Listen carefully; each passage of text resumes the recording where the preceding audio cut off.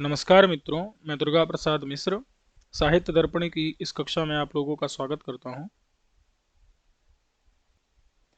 पिछले पाठ में हम लोगों ने सारोपा और साध्यवसाना का जो रहस्य था उसको हम लोगों ने देख लिया था, क्या कारण है उसका। और इन कुछ उदाहरणों को कि अश्वः श्वेतः धावति एते कुंतः प्रविशन्ति और कलिंगः पुरुषो युध्यते, इनको हम लोगों ने देख लिया था। अब हम एक बार देखते हैं आयुर्घृतम।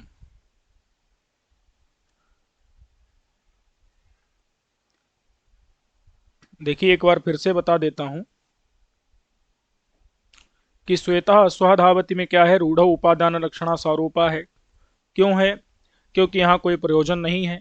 और यहाँ अश्व शब्द की लक्षणा श्वेत शब्द की लक्षणा होती है श्वेत गुणवान अश्व में। तो अश्व यहाँ लक्ष्यार्थ है, श्वेत मुख्यार्थ है, दोनों का उपादान है। इसीलिए यहाँ पर क्या है, दोनों का ग्रहण है, इसीलिए सारूपा है। और उपादान इसलिए है क्योंकि श्वेत गुण भी तो दौड़ता है ना अश्व के साथ, इसीलिए श्वेत गुण का ग्रहण होता है, त्याग नहीं होता, इसलिए उपादान लक्षणा है। और एते कुंतः प्रविशन्ति में कुंतों की तीक्ष्णता कुंतधारी पुरुषों में बताना है, ये प्रयोजन है। और एते शब्द से यहाँ पर लक्ष्यार्थ का निर्देश है और कुंत शब्द से मुख्यार्थ का निर्देश है। और कुंत केवल प्रवेश कर नहीं सकते, अचेतन होने के कारण तो मुख्यार्थ का बाध भी है। और कुंतों का कुंतधारी पुरुषों के साथ संयोग संबंध है, इसलिए योग भी है। तो मुख्यार्थ बाध, मुख्यार्थ योग और प्रयोजन है, तीनों हैं। और यहाँ पर कुंत का भी प्रवेश होता है, तो कुंत का त्याग नहीं किया जाता मुख्यार्थ का, इसलिए उपादान लक्षणा है। और प्रयोजन भी है यहाँ, तो प्रयोजनवती उपादान लक्षणा। चूंकि लक्ष्यार्थ का एते से और मुख्यार्थ का कुंत से ग्रहण है, इसलिए दोनों का ग्रहण होने के कारण यहाँ पर सारूपा है। और कलिंग पुरुषो युध्यते में भी कलिंग शब्द की लक्षणा करते हैं, कलिंग देश में रहने वाले पुरुष में।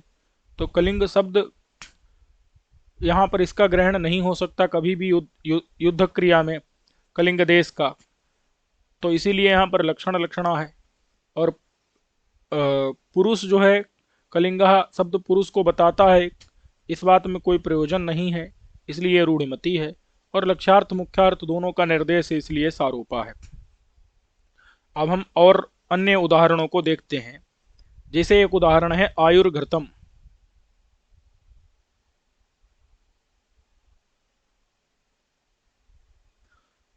अब आयुर्घृतम यहां पर आयु क्या घी हो सकती है? नहीं हो सकती।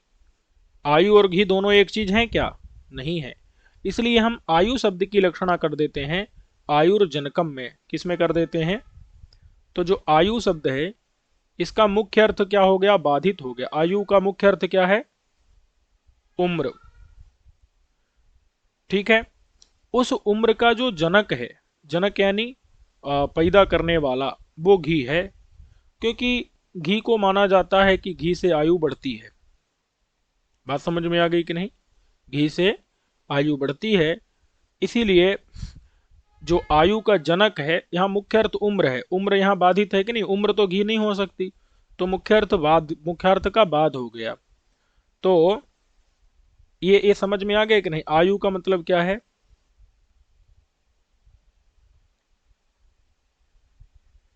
दीर्घकाल जीवन। दीर्घकाल तक का जो जीवन है वो आयु है। और इस दीर्घकाल के जीवन का जो कारण है वो घी है, घृत है।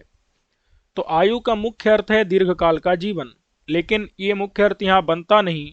ये दीर्घकाल का जीवन तो घी नहीं हो सकता, इसीलिए हम इसकी आयु की लक्षणा कर लेते हैं दीर्घकाल के जीवन का कारण, इसमें लक्षणा कर लेते हैं। तो जीवन तक जो है वो मुख्यार्थ है, और ये मुख्यार्थ बनेगा नहीं, इसीलिए जीवन के कारण, कारण में लक्षणा कर लेंगे, ये लक्ष्यार्थ हो जाएगा। इन दोनों का संबंध क्या है? तो संबंध यहाँ पर जनकत्व संबंध है कि जीवन का जनक कौन है, जीवन का कारण कौन है? घी है। तो इसीलिए यहाँ पर संबंध भी बन जाता है। तो मुख्यार्थ का बाद भी हुआ, दीर्घकाल का जीवन तो घी नहीं हो सकता, तो इसीलिए हमने लक्षणा कर ली दीर्घकाल के जीवन के कारण में। ये बात समझ में आ गई कि नहीं? तो बोध क्या होता है, जो जब लक्षणा कर ली, तो लक्षणा कर ली हमने, अब यहाँ प्रयोजन है कि नहीं है, तो प्रयोजन है। तो प्रयोजन यहाँ पर दो हैं, एक तो घी ही आयु को का जनक है, और दूसरा एक प्रयोजन है आयु का कारण घी ही है पहला, और दूसरा है आयु का कारण घी घी है ही। दो चीजें हैं, आयु का कारण घी ही है और आयु का कारण घी है ही। ये दोनों क्या हैं, ये दोनों प्रयोजन हैं। समझ आ गया कि नहीं? फल हैं। कैसे? इन दो क्यों हैं भाई, इसका कारण क्या है? तो देखो, ये बताना है कि आयु का कारण घी ही है, अन्य कोई नहीं है। घी ही है यानी अन्य कोई नहीं है, अन्य किसी के द्वारा आयु नहीं बढ़ती है, सिर्फ घी ही आयु को बढ़ाता है। यानी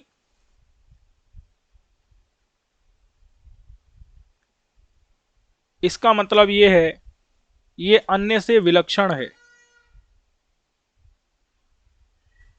ये समझ आया कि नहीं? अन्य विलक्षणत्व ये द्योतित हो रहा है कि आयु का कारण घी ही है, अन्य नहीं है, तो अन्य से विलक्षण है।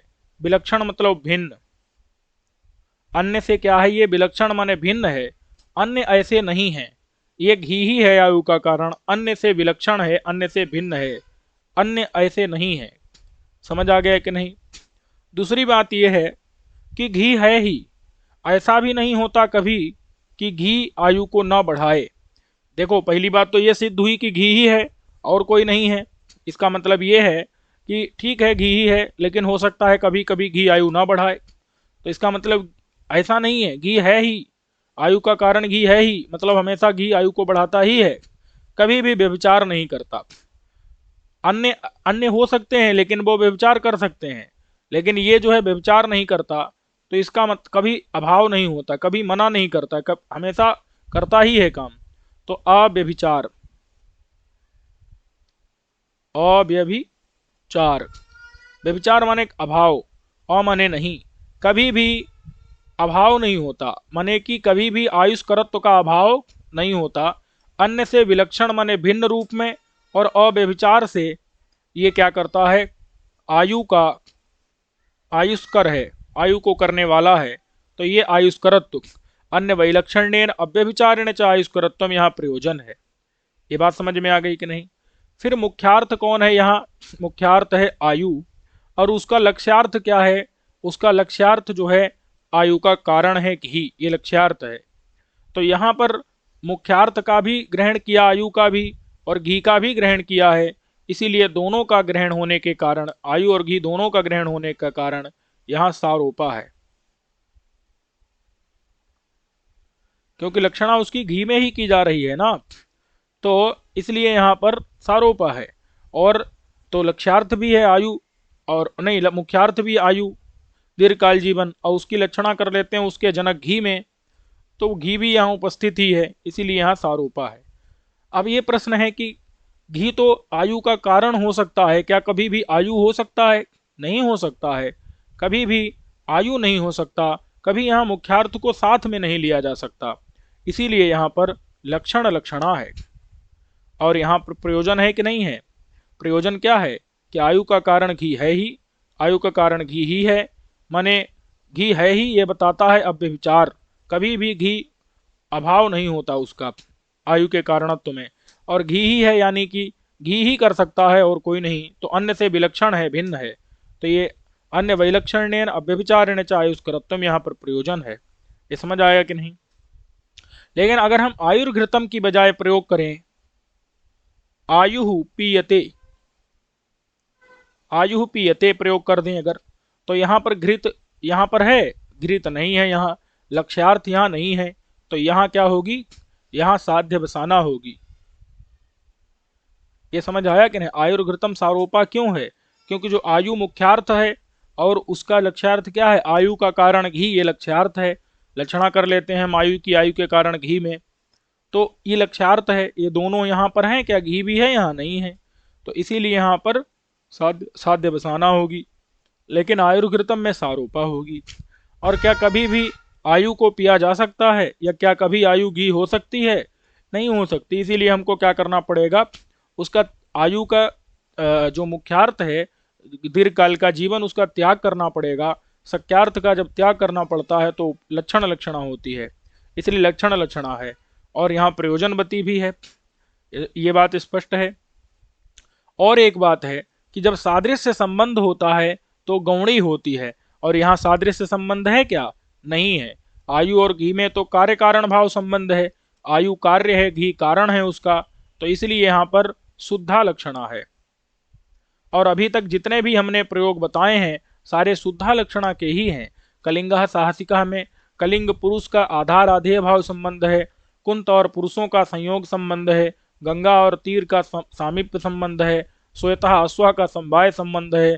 तो हर जगह कहीं पर भी सादृश्य संबंध नहीं है, इसलिए इन सभी जगह पर शुद्धा लक्षणा हुई है। बात समझ में आ गई कि नहीं? वही यहां पर बता रहे हैं। एक पंक्ति देख लो कि प्रयोजने यथा, प्रयोजन का उदाहरण क्या है? आयुर्घृतम। यहां पर अत्र माने यहां पर आयुष कारणम अपि घृतम, आयु का कारण है, अपि माने भी, आयु का कारण होने पर भी जो घृतम माने घी है, वो कार्य कारण भाव संबंध से जो संबंधी आयु को तादात्म्येन प्रतीयते, कार्य कारण भाव संबंध से संबंधी आयु के साथ में आयु का कारण घी यहाँ पर तादात्म्येन प्रतीत हो रहा है। और प्रयोजन क्या है यहाँ पर?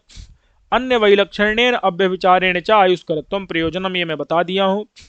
अन्य वैलक्षण्य मतलब अन्य की तरह नहीं है, अन्य से विलक्षण है, यानी अन्य भी आयु बढ़ाते हो ऐसा नहीं, अन्य से विलक्षण रूप से, यानी सिर्फ यही घी आयु बढ़ाता है, घी ही आयु बढ़ाता है।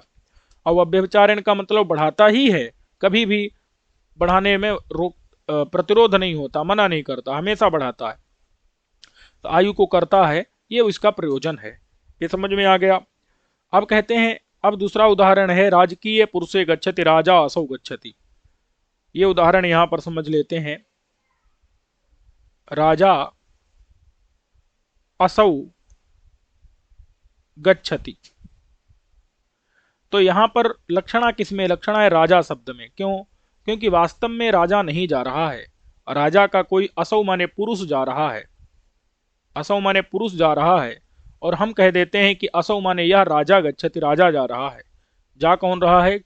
राजा का पुरुष जा रहा है, लेकिन हम क्या कह देते हैं कि राजा का कोई माने राजा ही जा रहा है। ये बात समझ में आ गई कि नहीं?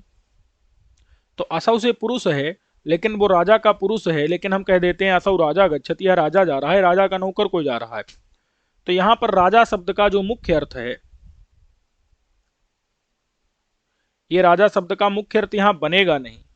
राजा शब्द का जो मुख्य अर्थ है वो यहां पर नहीं बनेगा। इसीलिए क्या करते हैं हम? राजा शब्द की लक्षणा कर लेते हैं। राजा का मुख्य अर्थ मतलब राजा जो स्वामी है, वो लक्षणा कर लेते हैं हम राजा की। तो राजा का जो लक्ष्यार्थ है वो लक्ष्यार्थ है पुरुष। राजा का मुख्यार्थ यहाँ राजा है, वो बनेगा नहीं, तो राजा की लक्षणा कर लेते हैं, तो राजा का लक्ष्यार्थ होता है पुरुष। तो यानी असौ पुरुषः, यह जो पुरुष है यही राजा का भी लक्ष्यार्थ है। अब प्रश्न ये है कि क्या मुख्यार्थ का बोधक शब्द राजा दिया गया है? यहाँ दिया गया है। और राजा का जो लक्ष्यार्थ क्या है? राजा का पुरुष, वो राजा का लक्ष्यार्थ है, तो वो लक्ष्यार्थ भी यहाँ दिया गया है। हाँ दिया गया है, क्योंकि पुरुष शब्द को असौ शब्द से प्रकट किया गया है। राजा का जो लक्ष्यार्थ पुरुष है उसको असौ शब्द के द्वारा निर्देश किया गया है। इसीलिए लक्ष्यार्थ और मुख्यार्थ दोनों का निर्देश होने के कारण यहां पर लक्षणा कौन सी होगी? यहां पर सारोपा लक्षणा होगी, क्योंकि यहां लक्ष्यार्थ भी है और ये असौ से लक्ष्यार्थ भी है और राजा के द्वारा मुख्यार्थ भी है। इसलिए राजा की लक्षणा यहाँ पर राजा के पुरुष में हो जाती है, तो यहाँ पर लक्ष्यार्थ पुरुष है, उस वो भी है यहाँ, और मुख्यार्थ राजा वो भी यहाँ पर है। पहली बात तो सारोपा स्पष्ट हो गया। फिर मुख्यार्थ का बाद भी समझ आया कि राजा जो मुख्य अर्थ है वो तो जा नहीं रहा ना, तो बाध तो होगा ही। अब यहाँ लक्षण लक्षणा है कि क्या है, तो ये भी चेक कर लेते हैं। लक्षण लक्षणा कैसे पता चलता है कि उपादान, क्या मुख्यार्थ को अगर ग्रहण हो रहा हो तब तो होता है उपादान लक्षणा। तो मुख्यार्थ यहाँ कौन है? राजा। क्या राजा भी जा रहा है? क्या पुरुष को ले लें हम, पुरुष को ग्रहण कर लें, क्या तब भी राजा जाएगा? नहीं जाएगा। जैसे श्वेता धावती में हम करते हैं, तो वहां जब हम श्वेत से अश्व ले लेते हैं तो फिर अश्व के साथ में श्वेत भी दौड़ता है। लेकिन क्या यहाँ पर राजा शब्द से पुरुष को लिए जाने पर क्या राजा भी गच्छति माने गमन क्रिया करेगा? नहीं करेगा। तो मुख्यार्थ का यहाँ पर बाध होगा। तो मुख्यार्थ के माने बाध वो बना ही रहेगा। इसलिए हमको क्या करना है? मुख्यार्थ का सर्वथा त्याग करना है। सर्वथा त्याग जब होता है तो वहां पर आप पहले पढ़ चुके हैं, वहां लक्षण लक्षणा होगी। अब एक बात बताता हूं आपको कि आप इसको अच्छे से पढ़ के आइएगा। अगर पढ़ के नहीं आएंगे तो फिर पुरानी बातें बार बार या तो दोहरानी पड़ेंगी, तो समझ में आना मुश्किल हो जाएगा। तो अच्छे से पढ़ के आइए, चीजें समझ में बहुत आसानी से आ जाएंगी। तो सारोपा है यहाँ और लक्षण लक्षणा है। अब हमको ये चेक करना है कि क्या प्रयोजन वाली है या रूढ़िमती है। तो राजा के पुरुष को राजा कहने का प्रयोजन है। राजा के पुरुष को जब हम राजा कहते हैं तो वहां पर प्रयोजन है। क्या प्रयोजन है? कि यह भी राजा की तरह अनुल्लंघनीय आज्ञा वाला है। क्या है? अनुल्लंघनीय आज्ञा वाला। यह भी अनुल्लंघनीय आज्ञा वाला है, इसकी आज्ञा का भी उल्लंघन नहीं कर सकते। बात समझ में आई कि नहीं? इसकी आज्ञा का उल्लंघन नहीं कर सकते और यह सबसे अधिक राजा का प्रिय है, यह इसकी आज्ञा का उल्लंघन नहीं कर सकते। ये चीज यहां पर बताना प्रयोजन है। इसीलिए हमने राजा के पुरुष को राजा कह दिया कि असौ राजा गच्छति। अगर इसने यह भी राजा के तुल्य ही अनुल्लंघनीय आज्ञा वाला है, राजा के तुल्य ही इसके पास भी बहुत बल है, इसके यह भी राजा का बहुत प्रिय है इत्यादि बताना यहाँ पर प्रयोजन है। इसीलिए हम राजा के पुरुष को राजा कहते हैं। नहीं तो हम राजपुरुषः गच्छति यही कह सकते थे। राजा गच्छति क्यों कहा? क्योंकि राजपुरुषः गच्छति कहने से वो अर्थ नहीं मिलता जो हमको राजा गच्छति कहने से मिल रहा है। अरे ये राजा साहब हैं, मतलब भली राजा नहीं है लेकिन इनकी आज्ञा उल्लंघनीय नहीं है। ये चीज यहाँ बताना प्रयोजन है। ये बात समझ में आ गई कि नहीं? तो वही बता रहे हैं कि तो एक तो ये प्रयोजनवती हो गई। और राजा और पुरुष का संबंध कौन सा है? तो आपको पता होगा, राज्ञः पुरुषा यहाँ पर स्वस्वामी भाव संबंध है। राजा स्वामी है और पुरुष स्व है, तो स्वस्वामी भाव संबंध है। कौन सा है? स्वस्वामी भाव संबंध है। यह संबंध सादृश्य है क्या? ये सादृश्येतर संबंध है। तो सादृश्येतर जब संबंध होता है स्वस्वामी भाव संबंध, तो लक्षणा कौन सी होती है? शुद्धा लक्षणा होती है।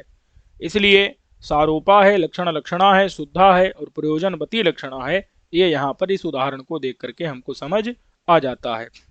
वही लिखा है कि यथा वा माने अथवा राजकीय पुरुषे गच्छति, राजा का पुरुष जब जा रहा हो तो हम जब प्रयोग करते हैं राजा असौ गच्छति, अत्र यहाँ पर स्वस्वामी भाव लक्षण संबंध। स्वस्वामी भाव लक्षण माने स्वरूपी संबंध है, स्वस्वामी भाव रूप यहाँ पर संबंध है। अथवा अग्रमात्रे अवयव भागे हस्तोयम, यहाँ पर ये प्रयोग जब होता है तो इसको भी देख लेते हैं।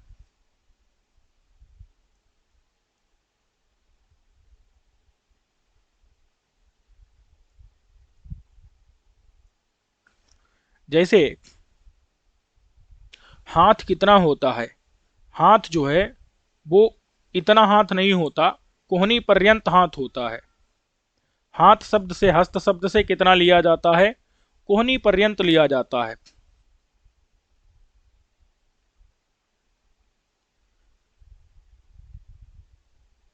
जैसे ये हो गई कोहनी और ये हो गया, और इसमें से निकाल दो क्या? हथेली बनानी है भाई। एक उंगली निकाल दो, दूसरी, तीसरी, चौथी, पांचवी, ये हो गई मान लो हथेली। ठीक है, चित्रकारी तो आप लोग ही जाने।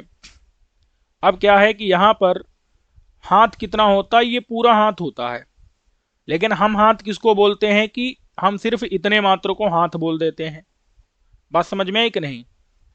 तो हस्त शब्द से पूरा कोहनी पर्यंत लेना चाहिए, लेकिन हम कितने के लिए प्रयोग कर देते हैं? केवल जो हाथ का अग्रभाग है उसके लिए हस्तोयम ये प्रयोग कर देते हैं कि नहीं करते हैं? तो अगर हाथ के अग्रभाग के लिए हस्तोयम कहोगे तो प्रयोग तो बनेगा नहीं, लक्षणा हो जाएगी। वही बात है, क्या प्रयोग क्या है? अयम हस्तः। अब हस्त शब्द का जो मुख्य अर्थ है, हस्त का क्या है मुख्यार्थ? क्या है मुख्यार्थ? है कोहनी तक। कोहनी तक तो मुख्यार्थ है, लेकिन अयम शब्द से किसको लिया जा रहा है?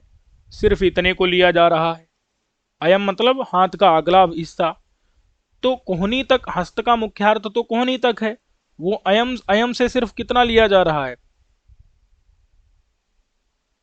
कलाई तक। तो अब बताओ, ये तो बन सकता है क्या? एक कोहनी तक हो और एक कलाई तक हो, तो ये अयम से तो कलाई तक ले रहे हैं, जबकि हाथ का मुख्य अर्थ होता है कोहनी तक। फिर हम उसको हाथ कैसे कह सकते हैं? अब अगर कोई कह रहा है तो मुख्यार्थ क्या होगा? वहां बाध होगा। मुख्यार्थ का क्या होगा? बाध होगा। तो बाध होने पर क्या होती है? लक्षणा। तो लक्षणा होगी तो हस्त शब्द की क्या की जाएगी? लक्षणा की जाएगी। तो हस्त का जो है लक्ष्यार्थ लिया जाएगा। हस्त का लक्ष्यार्थ कहां तक लिया जाएगा? हस्त का लक्ष्यार्थ सिर्फ कलाई तक लिया जाएगा। अब अयम शब्द से क्या लिया गया है? अयम से भी कलाई तक का निर्देश किया गया है, यानी यहां पर जो लक्ष्यार्थ है कलाई तक, उसको निर्देश करने वाला अयम शब्द भी है, और मुख्यार्थ जो है कोहनी तक, उसको निर्देश करने वाला हस्त शब्द भी है। तो अगर हस्तोयम प्रयोग कर रहे हैं या अयम हस्तः या हस्तोयम ये प्रयोग करेंगे, तो यह प्रयोग जो है यहां पर कौन सी लक्षणा होगी? यहां पर सारोपा लक्षणा होगी। अयम हस्तः, क्योंकि दोनों है यहां पर। और हस्त शब्द का लक्ष्यार्थ क्या निकालना पड़ेगा? कलाई तक। तो इस कलाई तक और कोहनी तक, इन दोनों में एक संबंध क्या है? तो भाई देखो, ये कलाई तक जो है वो एक अवयव है, कोहनी तक तो बड़ा सा है पूरा हाथ। उस पूरे हाथ का एक हिस्सा क्या है? कलाई तक का हिस्सा है। जैसे ये देखो, ये यहां से लेकर के और यहां से लेके यहां तक ये पूरा हाथ है। इस पूरे हाथ का एक हिस्सा क्या है? कलाई तक है। तो इसलिए ये जो कलाई तक का हिस्सा ये अवयव है, और ये पूरा जो समुदाय है वो अवयवी है। कोहनी पर्यंत क्या है? ये कोहनी पर्यंत अवयवी है। और ये जो बीच में कलाई तक का सिर्फ है, ये क्या है? ये जो है अवयव है उसका। तो ये अवयव है और ये अवयवी है। समुदाय है, समुदाय मतलब अवयवी, और ये उसका एक अवयव है, घटक है। तो दोनों में संबंध क्या होगा? अवयवी भाव संबंध। तो ये बताओ, जब अवयवावी भाव संबंध होगा तो लक्षणा कौन सी होगी? लक्षणा शुद्धा होगी, क्योंकि सादृश्य संबंध थोड़ा ही है। अब एक बात बताओ कि ये अयम शब्द से हमने क्या लेना है? कलाई तक का हिस्सा, कलाई को निर्देश किया जा रहा है कि अयम माने कलाई, और उसको हम कह रहे हैं हस्तः। तो वो हस्तः माने मुख्यार्थ जो कोहनी तक है वो हो सकता है? नहीं। तो हस्त की लक्षणा कर लेते हैं, लक्ष्यार्थ ले लेते हैं कलाई तक। तो अब बन जाता है कि हस्त माने भी कलाई तक लक्षणा से, और अयम माने तो कलाई तक है ही। तो यहाँ पर कलाई तक का निर्देश माने लक्ष्यार्थ का निर्देश अयम से किया गया है, और मुख्यार्थ का निर्देश हस्त से किया गया है। तो इस तरह से ये दोनों का निर्देश है, इसलिए सारोपा हो जाएगी कि नहीं हो जाएगी? सारोपा हो जाएगी। क्या यहाँ कोई प्रयोजन है? कोई प्रयोजन नहीं है, ये रूढ़ी से चला आ रहा है, इसलिए यहाँ क्या होगी? रूढ़ी हो जाएगी। अब आती है बात कि यहाँ पर शुद्धा सारोपा रूढ़ी। अब ये बताओ, लक्षण लक्षणा है कि उपादान लक्षणा है? तो एक बात बताओ, क्या आप कभी भी हस्त से मुख्यार्थ कोहनी तक ले सकते हैं? नहीं ले सकते, क्योंकि अयम शब्द जो है वो कलाई तक को ही कह रहा है। अब आगे जाके किसी भी जगह पर हमको अयम कलाई तक का ही अन्वय करना है, लक्ष्यार्थ का ही। हमको मुख्यार्थ का अन्वय करना ही नहीं है कोहनी तक का, इसीलिए मुख्यार्थ का क्या होगा? सर्वथा त्याग होगा। इसलिए कौन सी लक्षणा होगी? ये लक्षण लक्षणा होगी। ये बात समझ में आ गई कि नहीं? तशुद्धा सारोपा रूढ़िमती लक्षण लक्षणा, ये यहां पर निकल करके आएगा। कुछ लोग जो है यहां पर रूढ़ी न मान करके, ये कुछ लोग हैं, वो कुछ लोग क्या करते हैं यहाँ पर प्रयोजन भी मानते हैं। वो कहते हैं कि हाथ का काम हाथ के अगले हिस्से से ही कर लेता है। पूरे हाथ का, यहाँ तक के हाथ का काम, कोहनी तक के हाथ का काम अगले हिस्से से ही कर लेता है। ये बताना प्रयोजन है तो उन लोगों के मत में प्रयोजनवती हो सकती है। लेकिन आप इसको क्या मानिए, रूढ़ी का मानिए, और लगाना हो तो प्रश्न में रूढ़ी वाला उत्तर लगाना। अगला उदाहरण देख लेते हैं, यही लिखा है, यहां पढ़ लो कि यथावा अग्रमात्रे अवयव भागे, मतलब हाथ का अगला अग्रमात्र जो है अवयव का भाग लिया जाएगा तो उसमें हम कहेंगे हस्तो अयम। अयम माने अग्रमात्र जो अवयव भाग है उसके लिए हस्ता प्रयोग कर दिया तो लक्षणा तो होगी यहाँ पर। अब कैसे होगी, मुख्यार्थ क्या है इसका, लक्ष्यार्थ क्या है, वो बनेगा क्यों नहीं है हम बता चुके हैं आपको। अत्र माने यहाँ पर अवयव अवयवी भाव लक्षणा संबंध, अवयव अवयवी भाव रूप यहाँ पर संबंध होगा। अब आता है कोई ब्राह्मण, उस ब्राह्मण को कोई बोल देता है कि ये बढ़ई है, ब्राह्मण को कोई क्या बोल दिया, बढ़ई बोल दिया। ब्राह्मण के लिए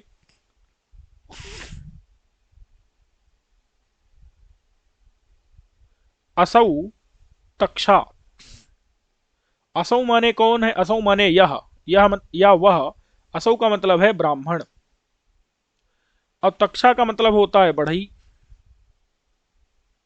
अब ये बताओ कि जो बढ़ई है क्या वो ब्राह्मण हो सकता है, नहीं। तो यहां तक्षा का जो मुख्य अर्थ है, बढ़ई क्या है इसका, ये बढ़ई क्या है, मुख्यार्थ है। ये बढ़ई ब्राह्मण तो हो नहीं सकता, इसलिए मुख्यार्थ का क्या हो गया, बाध हो गया। मुख्यार्थ का क्या हो गया यहाँ, बाध हो गया, बाध हो गया। तो इस कारण से हमने क्या किया, इस बढ़ई की लक्षणा कर दी किसमें, ब्राह्मण में। बढ़ई की लक्षणा किसमें कर दी हमने, ब्राह्मण में कर दी। कैसे कर दी भाई, संबंध होना चाहिए कि नहीं संबंध होना चाहिए, तो मुख्यार्थ का योग, मुख्यार्थ का योग मतलब क्या होता है, संबंध। वो क्या संबंध है इसका, तो इसका संबंध है तात कर्म, तात कर्म। ये तात कर्म क्या है, मुख्यार्थ का योग है, किसके साथ, ब्राह्मण के साथ। बात समझ में है कि नहीं, कैसे है, तो भैया तात कर्म मतलब क्या है, उसके कर्म को करने वाला। तो बढ़ई के कर्म को करने वाला ये ब्राह्मण है कि नहीं, हाँ है, इसीलिए हमने इसको बढ़ई कहा है। तो इस तात्कर्म संबंध के कारण हमने ब्राह्मण को क्या कह दिया, बढ़ई। तात्कर्म समझ आया कि नहीं, तत्कर्मकारी, बढ़ई के कर्म को करने वाला। तात्कर्म माने तत्कर्मकारी, तत्कर्मकारित्व संबंध है बढ़ई के कर्म को करने वाला। तो ये संबंध ब्राह्मण में चला जाएगा तो मुख्यार्थ का योग भी हो गया। अब प्रश्न है रूढ़ी है कि प्रयोजन है, तो यहां प्रयोजन है, क्या है, प्रयोजन है। क्या प्रयोजन है यहां पर, यहां पर यह प्रयोजन है कि ब्राह्मण समस्त बढ़ई के कर्म में निपुण है, समस्त तक्ष माने बढ़ई के कर्म में निपुण है, समस्त तक्ष कर्म निपुणत्वम। ये प्रयोजन है कि सारे तक्षा माने बढ़ई के कर्म में, सारे बढ़ई के कामों में निपुण है, ये बात बताना यहां प्रयोजन है। तो प्रयोजनवती हो गई कि नहीं। अब ब्राह्मण का मतलब ये ब्राह्मण, तो इसलिए हम यहां पर तक्षा जो बढ़ई है उसकी ये मुख्यार्थ है, उसकी लक्षणा कर देते हैं किसमें, ब्राह्मण में हम लक्षणा कर देते हैं। संबंध भी समझ आ गया, तात्कर में मुख्यार्थ का बाध भी है, क्योंकि जो असौ माने यह ब्राह्मण, ये मुख्यार्थ माने बढ़ई हो सकता है, नहीं हो सकता। तो इसी तक्षा माने बढ़ई वो नहीं हो सकता, तो तक्षा की लक्षणा कर दी ब्राह्मण में। अब बात यह है कि यहां पर लक्ष्यार्थ क्या हुआ, लक्ष्यार्थ हो गया ब्राह्मण। अब ये बताओ लक्ष्यार्थवाचक शब्द है कि नहीं, लक्ष्यार्थ को ब्राह्मण को निर्देश देने वाला शब्द असौ है यहां पर, अब मुख्यार्थ को बताने वाला शब्द तक्षा भी है। तो जब लक्ष्यार्थ वाला ब्राह्मण भी है और मुख्यार्थ वाला तक्षा भी है, क्योंकि लक्षणा तक्षा की ब्राह्मण में करते हैं वो भी असौ से पता चल रहा है, और मुख्यार्थ का तक्षा भी है, इसलिए लक्षणा कौन सी होगी यहां, सारूपा। बात समझ में है कि नहीं। और अगर हम केवल तक्षा कहें, ये ना कहें, हम कहें तक्षा, तक्षा आगच्छति। ब्राह्मण आ रहा हो, हम कहें तक्षा आगच्छति केवल कह दें तो फिर वहां तो साध्य बसाना हो जाएगी। असौ ना कहें अगर हम, तो यहां है सारोपा, क्योंकि असौ शब्द से निर्देश कर दिया गया है इस सर्वनाम के द्वारा। और इस निर्देश में मम्मट साध्य बसाना मानते हैं, विश्वनाथ जी सारोपा मानते हैं, ये बात मैं पहले आपको स्पष्ट कर चुका हूं। अच्छा, सारोपा हो गई। अब आ जाओ कि लक्षण लक्षणा है कि उपादान लक्षणा है भाई। तो देखो, जो ब्राह्मण है, जो तक्ष शब्द है, उसका मुख्यार्थ क्या है? बढ़ई। क्या वो मुख्यार्थ कभी भी घटेगा? कभी भी नहीं घटेगा। हम अगर मान लो इसमें आगच्छति जोड़ दें, क्या जोड़ दें? आगच्छति जोड़ दें, और तच्छा की लक्षणा कर दें ब्राह्मण में, तो आगच्छति से कौन आएगा? ब्राह्मण ही आएगा, कभी भी मुख्यार्थ नहीं आएगा। बढ़ई आएगा? कभी नहीं आएगा, वो तो ब्राह्मण ही आएगा। तो इसलिए यहां पर मुख्यार्थ का सर्वथा बाध होता है। मतलब ये नहीं कि लक्ष्यार्थ को ला लें तो फिर हम मुख्यार्थ का भी अन्वय कर लें, ऐसा नहीं होता। जैसे कुंता प्रविशन्ति में कुंतधारी पुरुषों को प्रवेश कराते हैं तो साथ में कुंतों का भी प्रवेश हो जाता है, मुख्यार्थ का भी हो जाता है। पुरुष लक्ष्यार्थ है, कुंत मुख्यार्थ है, वो भी प्रवेश हो जाता है। तो इसलिए उसका सर्वथा बाध नहीं होता, लक्ष्यार्थ आने के बाद उसका उसमें अन्वय हो जाता है। लेकिन यहाँ तो हमको पूरी तरह से त्यागना पड़ेगा तक्षा माने बढ़ई को। तो इसलिए क्या है, ये लक्षण लक्षणा है और शुद्धा है कि गौणी है? तो तात्कर्म संबंध है, तत्कर्म कारित्व, बढ़ई के कर्म को करने वाला, ये संबंध है ब्राह्मण के साथ में। तो इसलिए यहां पर ये शुद्धा है, क्योंकि सादृश्य संबंध नहीं है। तो शुद्धा प्रयोजनवती और सारोपा लक्षण लक्षणा है, ये स्पष्ट है। वही लिखा है, पढ़ लो कि ब्राह्मणे पी, ब्राह्मण में भी तक्षा असौ, यह तक्षा है, इस प्रकार का जो प्रयोग होता है वह सारोपा लक्षण लक्षणा और प्रयोजनवती शुद्धा का प्रयोग होता है। अत्र यहाँ पर तात्कर्म लक्षणा संबंधा, तत्कर्म कारित्वम अथवा तात्कर्म संबंध यहाँ पर है। तात्कर्म मतलब बढ़ई के कर्म को करने वाला ब्राह्मण, तो ये उन दोनों का परस्पर संबंध है। बढ़ई कर्म कर्तृत्व जो है वो ब्राह्मण में है। अब यह इंद्रार्थासु स्थूणासु अमी इंद्राह, जैसे इंद्र की पूजा के लिए खंभे लगाए गए हैं, उन खंभों को हम कह देते हैं कि अमी खंभा इंद्राह। अमी माने ये जो खंभे हैं वो इंद्र हैं। अमी इंद्राह, ये अमी का मतलब क्या है? अमी यानी खंभा।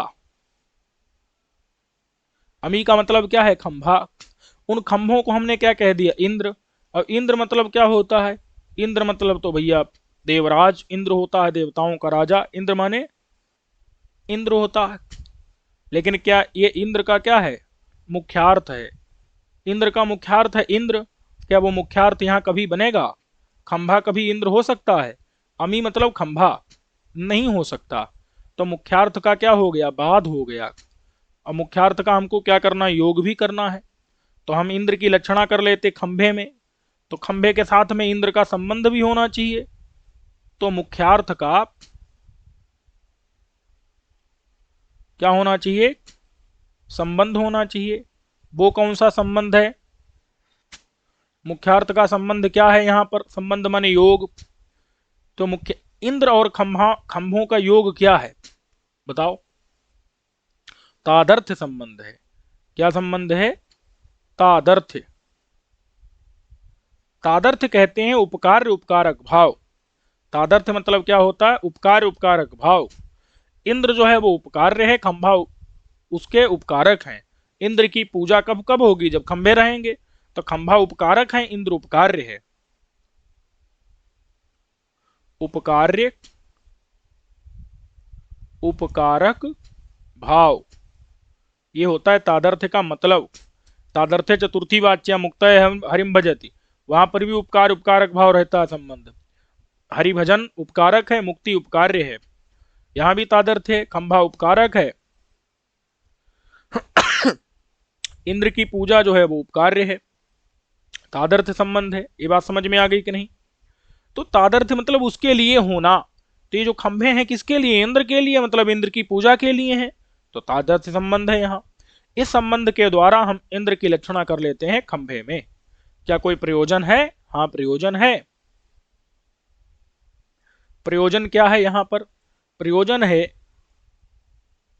इंद्रतुल्य पूज्यमानत्व। मतलब ये जो खंभे हैं ये भी इंद्र के तुल्य पूज्यमान हैं, पूजा के योग्य हैं। इंद्र के तुल्य ये भी पूजा इनकी भी की जाएगी। अगर सामने इंद्र आ जाए तो उनकी जैसे पूजा होगी, सम्मान होगा, वैसे इंद्र के तुल्य ये भी पूज्यमान है, पूजा किए जाने वाले हैं, ऐसे ये खंभे हैं। तो ये चीज इंद्र की तरह पूज्यमानत्व तो ये खंभों में दिखाना है, ये प्रयोजन है।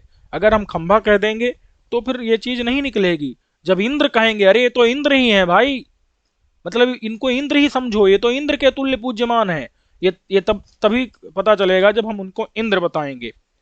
इतनी बात स्पष्ट हो गई। संबंध हो गया, मुख्यार्थवाद हो गया, तो ये प्रयोजनवती लक्षणा हो गई कि नहीं हो गई? पहली बात। अब यहां देखो ये खंभा क्या है, इसका लक्ष्यार्थ है इंद्रों का।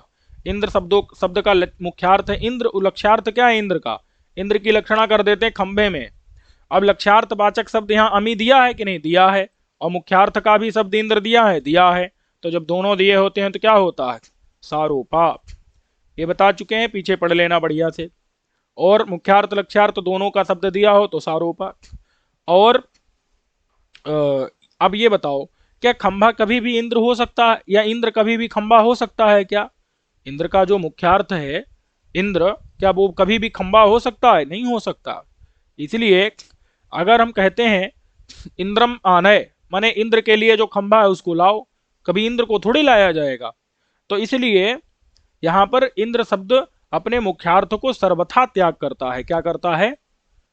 इंद्र अर्थ जो है वो कभी भी खंभा नहीं हो सकता, या इंद्र माने कहने पर खंभा ही लाया जाएगा, इंद्र को कभी नहीं लाया जाएगा। तो इसीलिए जब लक्षणा वाला प्रयोग करेंगे तो यहां सर्वथा त्याग होता है मुख्यार्थ का। क्या होता है? सर्वथा त्याग होता है, इसीलिए ये लक्षण लक्षणा है। और शुद्धा है कि गौणी है? तो भैया शुद्धा है, क्योंकि संबंध कौन सा है? उपकार उपकारक भाव, तादर्थ संबंध है, इसलिए शुद्धा लक्षणा है। यहाँ पर खंभा जो है इंद्र की पूजा के उपकारक है, और इंद्र की पूजा या इंद्र जो है उपकार्य है। तो यहाँ पर दोनों में उपकार उपकारक भाव संबंध है। तादर्थ मतलब के लिए, खंभे इंद्र के लिए, इंद्र की पूजा के लिए हैं, इसलिए यहाँ पर तादर्थ संबंध है, जो कि सादृश्य संबंध से इतर संबंध है, इसलिए यहाँ पर क्या है? शुद्धा लक्षणा है। बात समझ में आ गई कि नहीं? वही बता रहे हैं कि इंद्रार्थासु स्थूणासु अमी इंद्राह। इंद्र के लिए जो स्थूणा मतलब खंभे हैं उनके, हाँ इंद्र के लिए जो खंभे हैं उन खंभों में हम क्या प्रयोग कर दें? अमी इंद्राह, ये इंद्र हैं, ऐसा प्रयोग कर दें। तो वो वहां की प्रक्रिया क्या होगी वो मैं बता दिया हूं। अत्र यहां पर तादर्थ लक्षणा संबंधा, तादर्थ रूपी माने उपकार उपकारक भाव उसके लिए होना, ये संबंध है। एवं अन्यत्रापि, एवं माने इसी प्रकार से अन्यत्र भी आपको समझ लेना चाहिए। कहते हैं कि निगीर्ण से पुनर्विषयस्य, और अगर यही विषय क्या हो जाए? निगीर्ण हो जाए, तो वो क्या? और निगीर्ण से पुनः, पुनः माने फिर, विषय से माने जो विषय है, जो लक्षणा का जो विषय है वो अगर निगीर्ण हो जाए, मुख्या माने लक्ष्यार्थ अगर वहां से गायब हो जाए, सिर्फ मुख्यार्थ ही रहे, तो अन्य के साथ तादात्म्य की प्रतीति करवाने वाली साध्यवसाना होती है। इस बात को हम विस्तार से आपको बता चुके हैं, उदाहरण भी दे चुके हैं। अब कहते हैं अस्याह चतुर्षु भेदेषु, अस्याह माने इसके, चतुर्षु माने चार जो भेद हैं, साध्यवसाना के जो चार भेद हैं, उनमें पूर्व उदाहरणानि एवं, जो पहले उदाहरण दिए थे ना, वही वाले उदाहरण यहां समझ लेने चाहिए। कौन से पहले उदाहरण दिए थे? इसके चारों भेदों में पहले जो उदाहरण कौन से दिए थे? श्वेत, अश्व माने श्वेता धावती, वहां अश्व गायब था, मुख्यार्थ वहां जो विषय जो था, ये जो निगीर्ण से विषय से बोल रहे हैं ना, ये जो विषय माने मुख्य लक्ष्यार्थ जो है निगीर्ण हो गया था। कहाँ? श्वेता धावती में, कलिंगा साहसिका में, गंगायाम घोषा में, कुंता प्रविशंति में। तो वहां पर जो है अन्य के साथ तादात्म्य को प्रतीति करवाने वाली और मुख्य जहां लक्ष्यार्थवाचक शब्द गायब हो चुका है, ऐसी जगह पर साध्यवसाना लक्षणा है। और उसके चारों भेद, उसके चारों भेदों के पहले उदाहरण हम जो दिए जा चुके हैं वो मैंने अपने मुख से बोल भी दिए हैं, देख लेना। तद मने तो एवं इस प्रकार से अष्ट प्रकारा लक्षणा, 8 प्रकार की लक्षणा होती है। ये बात समझ में आ गई कि नहीं?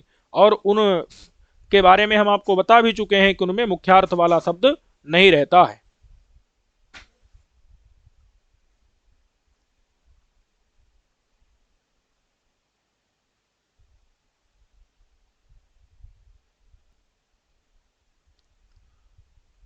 तत्मने तो एवं इस प्रकार से अष्ट प्रकार 8 प्रकार की लक्षणा है।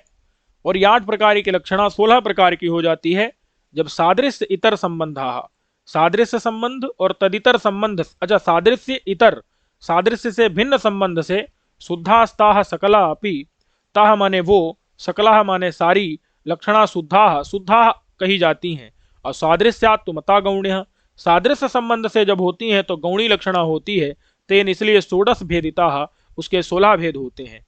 ताह माने पूर्वोक्ता जो पहले कही गई अष्टभेद लक्षण, 8 भेद वाली जो लक्षणाएं हैं वो सभी जब सादृश्य संबंध से होंगी तो गौणी होंगी, और अगर वो सादृश्य से इतर संबंध से, सादृश्येतर संबंध जैसे कार्य कारण भाव, पीछे जितने भी 8 उदाहरण दिए जा चुके हैं या पीछे जितने भी उदाहरण दिए गए हैं सभी में शुद्धा ही है, क्योंकि सभी में कहीं भी सादृश्य संबंध नहीं है।